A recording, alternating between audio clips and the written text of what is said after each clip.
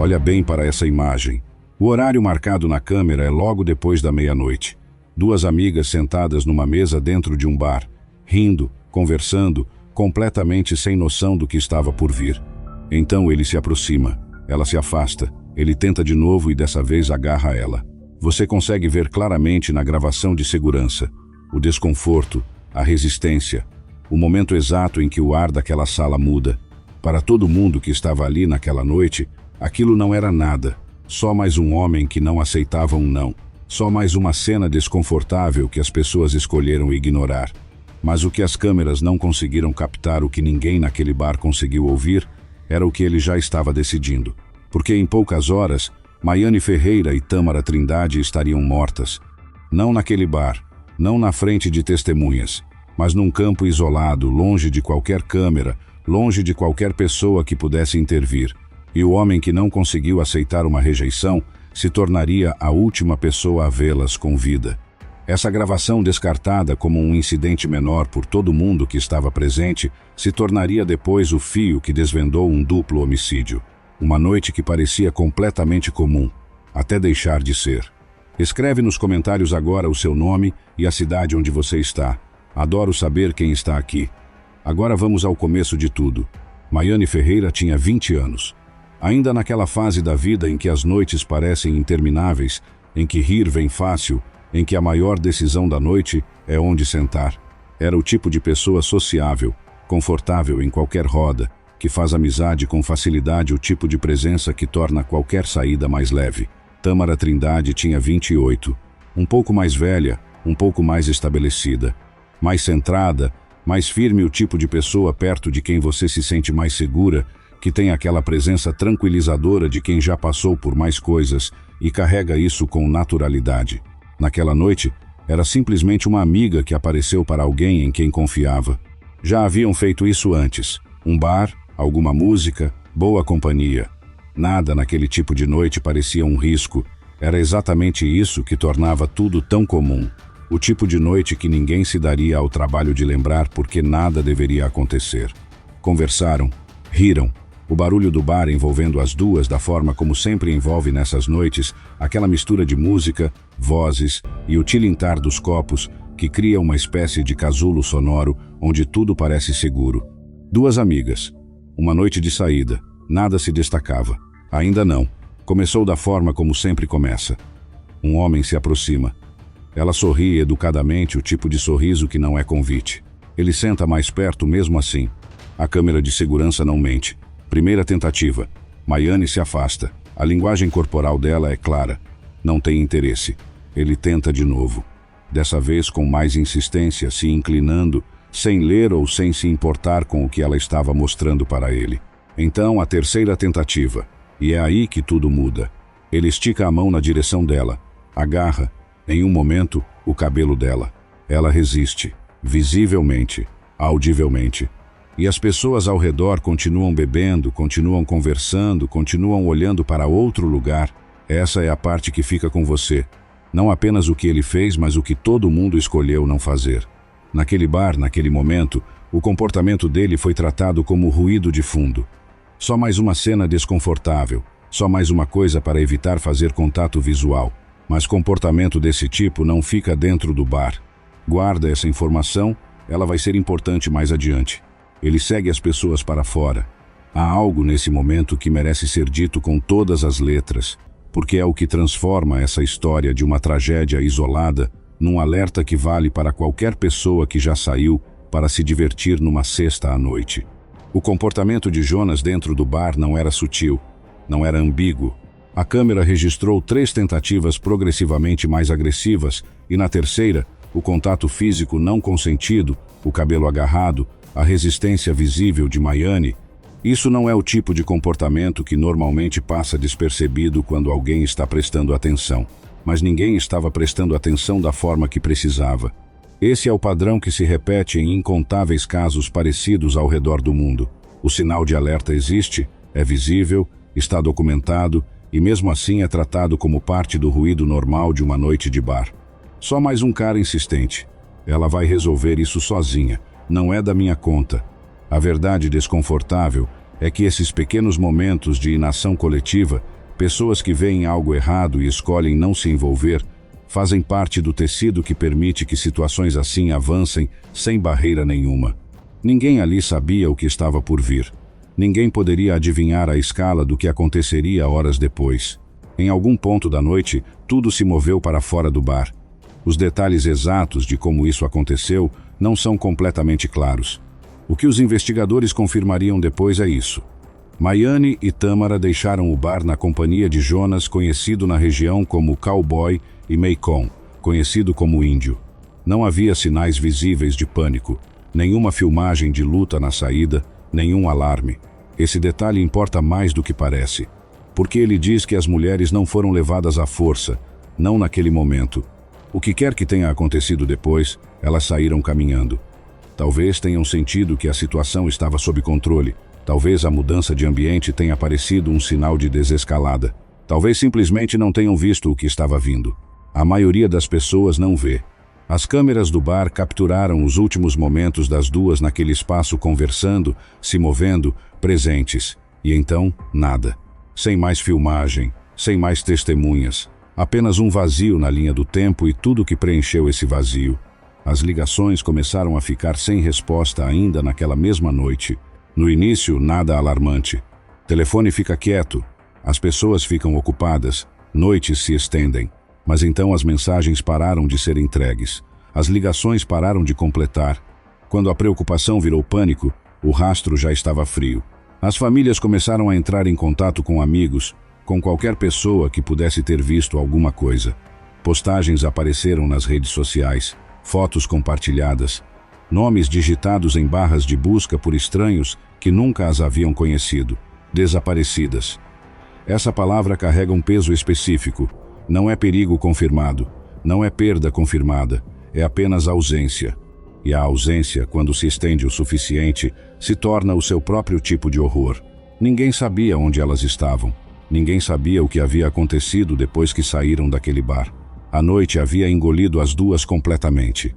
Quando a polícia começou a revisar o caso, as imagens de segurança do bar se tornaram a primeira âncora real.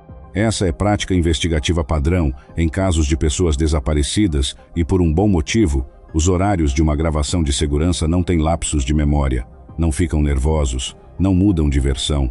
Enquanto qualquer testemunha humana pode esquecer um detalhe, confundir um horário ou simplesmente mentir, a câmera registra com uma precisão impossível de contestar. A filmagem estabeleceu algo crítico. O último avistamento confirmado das duas mulheres as colocava na companhia de Jonas. Isso o tornou o último contato confirmado uma classificação que investigadores tratam com peso imediato. Em casos assim, o princípio é simples. Você trabalha a partir do último momento confirmado. Quem estava presente? Que horas? Em qual direção? Jonas foi levado para depoimento. E quase imediatamente algo estava errado. As respostas dele eram vagas onde deveriam ser claras. A linha do tempo mudava em pequenas formas, o tipo de pequena forma que só importa quando você está tentando manter uma mentira estruturalmente sólida. Investigadores são treinados para perceber isso. Não apenas o que uma pessoa diz, mas o atrito entre o que ela diz e o que a evidência já mostra. A filmagem dizia uma coisa. Jonas estava dizendo outra. Aquela distância entre a versão dele e a verdade estava prestes a se fechar. A primeira entrevista não o quebrou. A segunda também não. Mas os investigadores não estavam procurando uma confissão imediata. Estavam procurando algo menor, inconsistências. O tipo que se acumula quando alguém está construindo uma mentira a partir da memória, em vez de recordar uma experiência verdadeira. E Jonas deu bastante material. Onde ele estava depois do bar, a resposta mudava. Quando ele tinha visto as mulheres pela última vez, isso também mudava. Cada vez que era trazido de volta, as bordas da história dele se moviam ligeiramente. Não de forma dramática, apenas o suficiente. Um local mudava. Uma linha do tempo se esticava. Um detalhe que não batia com o que a filmagem já mostrava. Investigadores sabem como isso funciona. Pessoas honestas se confundem de forma ampla. Mentirosos se confundem de forma específica porque estão gerenciando uma versão, não relembrando uma experiência. Jonas estava gerenciando, e quanto mais pressionavam, mais visível ficava o esforço.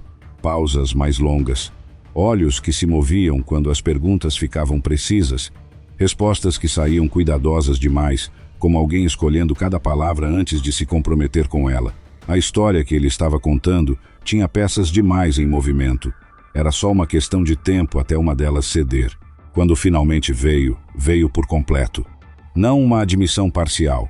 Não um fragmento de verdade cuidadosamente administrado para limitar o dano. O relato completo. Jonas contou aos investigadores que as duas mulheres haviam sido levadas a uma propriedade rural isolada, um lugar chamado Fazenda Nova, longe do bar, longe de testemunhas, longe de qualquer coisa que pudesse interromper o que estava prestes a acontecer. A razão declarada para ir até lá era uma dívida R$ 15.000 que Tâmara supostamente devia. Essa era a explicação de superfície, o gatilho oficial, mas o que aconteceu naquele lugar não teve nada a ver com a resolução de uma disputa financeira. O que aconteceu ali foi uma decisão tomada num campo remoto, no escuro, por pessoas que já haviam escolhido o local com antecedência. E esse último detalhe importa enormemente. Fazenda Nova não foi escolhida na hora. Era conhecida, pré-selecionada. O que significa que o trajeto até lá não foi uma escalada, foi uma chegada. Segundo o relato de Jonas, foi isso que aconteceu em Fazenda Nova. Uma discussão começou. A suposta dívida foi levantada. As vozes escalaram. E então a situação cruzou uma linha da qual nunca poderia voltar. Tâmara foi atacada primeiro. O confronto se tornou físico. Depois pior. Ela foi golpeada repetidamente. Então um instrumento cortante foi usado. Ela não sobreviveu. E Maiane, 20 anos, que havia saído naquela noite com a amiga, testemunhou tudo. Gritou. Tentou intervir. Fez o que qualquer pessoa faria ao ver algo impensável acontecer com alguém que ama. E ao fazer isso, selou o próprio destino. Não por causa de nada que ela tivesse feito, não por fazer parte de alguma disputa, mas porque ela tinha visto.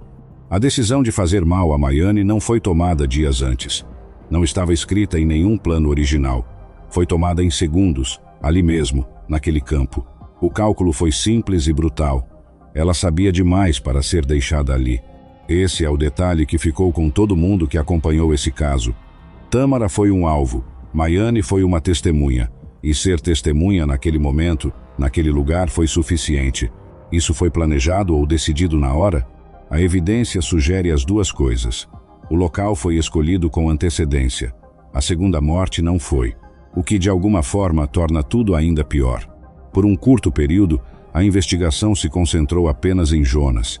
Ele era quem estava na câmera, era quem tinha a história mudando o tempo todo, era quem havia confessado. Mas conforme os investigadores foram mais fundo no relato, uma segunda figura entrou em foco. Meikon, índio. O homem que havia se aproximado de Tâmara dentro do bar naquela mesma noite. A presença dele em Fazenda Nova não foi incidental. Segundo a evidência que surgiu, Meikon teve um papel ativo. Não um espectador. Não alguém que por acaso estava presente. Ele estava lá, participou. E quando chegou a hora de descartar os corpos, o uso de uma carriola, o riacho, a tentativa de apagar todos os vestígios, ele também fez parte disso. Quando a extensão completa do envolvimento dele ficou clara, Meikon não se entregou imediatamente. Fugiu, mas eventualmente se entregou. E qualquer versão dos eventos que ele tenha oferecido que havia tentado impedir, que não queria que as coisas chegassem até aquele ponto, a evidência, contava uma história diferente. Ele estava lá desde o início, ficou até o fim. E isso, aos olhos da lei, não é uma distinção pequena. Jonas foi preso imediatamente depois da confissão. A polícia recuperou os corpos exatamente onde ele havia dito que estariam. Essa confirmação, por mais sombria que tenha sido, encerrou o caso de pessoas desaparecidas e abriu algo mais pesado. Aquilo já não era mais um desaparecimento. Era um duplo homicídio, confirmado, documentado, registrado. Meikon se entregou pouco depois. Ambos os homens foram indiciados. E vale entender como a lei trata casos assim, porque existe um equívoco comum de que um participante secundário carrega menos responsabilidade. No direito penal brasileiro, como em muitos sistemas jurídicos, participar de um ato violento coordenado não exige ser a pessoa que desfere o golpe fatal. Se você está presente e se auxilia, se permite, a lei pode responsabilizar igualmente. Tanto Jonas quanto Meikon enfrentaram a acusação de duplo homicídio. A reação da comunidade foi imediata. Os funerais reuniram pessoas que nunca haviam conhecido Maiane ou Tâmara, mas que sentiram o peso do que havia acontecido. 2 mulheres. Uma noite de saída. Uma rejeição que deveria não ter significado nada. E ainda assim não existem finais limpos em casos como esse. Acusações são formalizadas, prisões são feitas, o processo legal avança. Mas Maiane tinha 20 anos. Tâmara tinha 28. E nenhum veredicto muda o que aquele campo tirou delas ou das pessoas que as amavam. Não traz Tâmara de volta para a mãe dela. Não devolve a Maiane os anos que ainda tinha pela frente. Tudo começou com um homem que não conseguiu aceitar um não dentro de um bar lotado. Pessoas ao redor viram, algumas perceberam o desconforto, ninguém interveio. Será que isso era evitável ou inevitável?